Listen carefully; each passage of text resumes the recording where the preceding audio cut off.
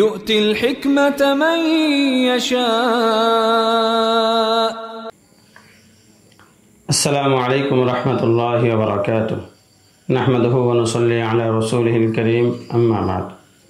এই দরসে আমরা আলোচনা করব শরহ উকুদ রাসমিল কিতাবের 13 নম্বর উসুল ও মূলনীতি সম্পর্কে। 13 নম্বর উসুল হলো, যদি কোনো মুখতালাফি মাসালায় ইমাম আবু হানিফা রহমতুল্লাহি আলাইহির কওলকে বিশেষ কারণে বাদ দিয়ে ইমাম আবু ইউসুফ বা ইমাম মুহাম্মদ রহমতুল্লাহি আলাইহির কওলের উপর ফতোয়া দেওয়া হয় এবং সেটার উপর আমল করা হয়, তাহলে এর দ্বারা সেই ব্যক্তি হানাফি মাযহাব থেকে বের হয়ে যাবে না, তাকে হানাফি মাযহাবের অনুসারী বলা হবে। এই কায়দার ব্যাখ্যা হলো যে ইমাম আবু হানিফা রহমতুল্লাহি আলাইহি অনেক বড় বুজুর্গ, মুত্তাকি, খোদাভীরু ছিলেন, যে কারণে তাকওয়ার কারণে তিনি তার ছাত্রদেরকে বলেছিলেন, ইন তাওয়াজ্জাহা লাকুম দলিলুন ফাকুলু বিহি। আমার রাজেহ কওলের বিপরীত কোনো মারজুহ কওলকে যদি দলিলের বিচারে তোমাদের কাছে শক্তিশালী মনে হয়, তাহলে তোমরা তোমাদের কাছে দলিলের বিচারে যে কওলটাকে শক্তিশালী মনে হয় সেটাকেই অবলম্বন করবে, আমার সাথে একমত পোষণ করার প্রয়োজন নেই।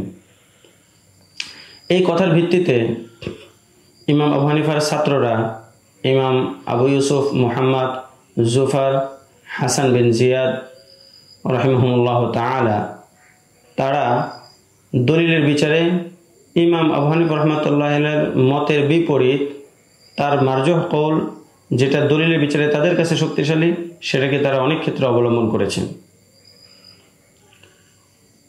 এবং মাযহাবের মধ্যে অনেক ক্ষেত্রে ইমাম আবু হানিফা রহমতুল্লাহ আলাইহির নিকটে যে কওলটা রাজেহ, সেটাকে বাদ দিয়ে দলিল শক্তিশালী হওয়ার কারণে তার মারজুহ কওলের উপর, যেটা ইমাম আবু ইউসুফ, মুহাম্মদ ওগায়রা অবলম্বন করেছেন, সেটার উপরে ফতোয়া দেওয়া হয়। তবে এক্ষেত্রে ইমাম আবু হানিফার ছাত্ররা সবসময় এই বিষয়টি খেয়াল করেছেন যে তাদের অবলম্বনকৃত কওলটা যেন ইমাম আবু হানিফার আকওয়াল থেকে বাইরে না যায়। এই সমস্ত ছাত্রবৃন্দ ইমাম আবু ইউসুফ ওগায়রা তারা অনেক শক্তিশালী কসম খেয়ে বলতেন যে আমরা ইমাম আবু হানিফা রহমতুল্লাহির বিরুদ্ধাচরণ করিনি, তার বিপরীত কোনো মত পোষণ করিনি। আমরা যে কোনো মত পোষণ করেছি, বাহ্যিকভাবে সেটা ইমাম আবু হানিফার বিপরীত মত হলেও সেটা মূলত ইমাম আবু হানিফা রহমতুল্লাহি আলাইহিরই মতামত।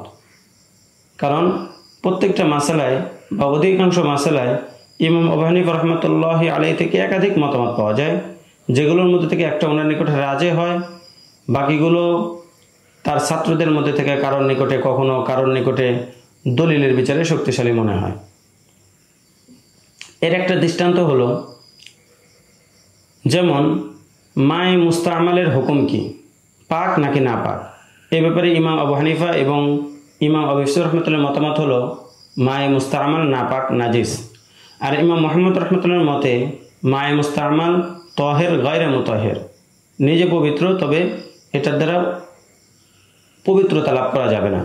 ইমাম মুহাম্মদ রহমতুল্লাহর কওলের উপরই ফতোয়া, কিন্তু ইমাম মুহাম্মদ রহমতুল্লাহর কওলের উপর ফতোয়া দেওয়ার কারণে বা আমল করার কারণে কেউ হানাফি মাযহাব থেকে বের হয়ে যাবে না, তাকে হানাফি বলা হবে।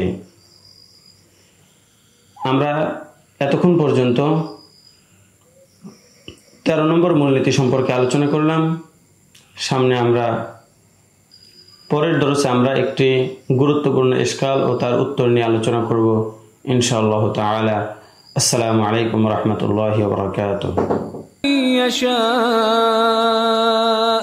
ومن يؤت الحكمة فقد أوتي خيرا كثيرا وما يذكر إلا أولو الألباب.